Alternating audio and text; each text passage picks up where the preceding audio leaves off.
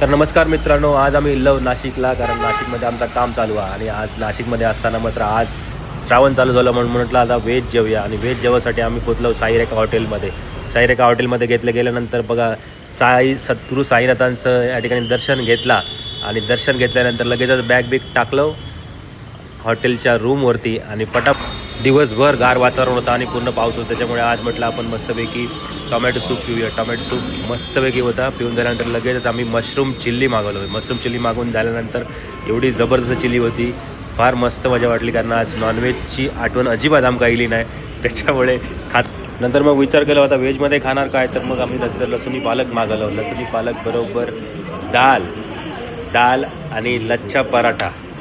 लच्छा पराठा मात्र अच्छा पराठा होता. त्याच्यानंतर ॲम्बियन्स देखील फार सुंदर होता. जेवण बिवून झाला मस्तपैकी. आता शतपावली मारतोय आणि गपचूप जाऊन टगली टेक. जय महाराष्ट्र, टाटा, बाय बाय.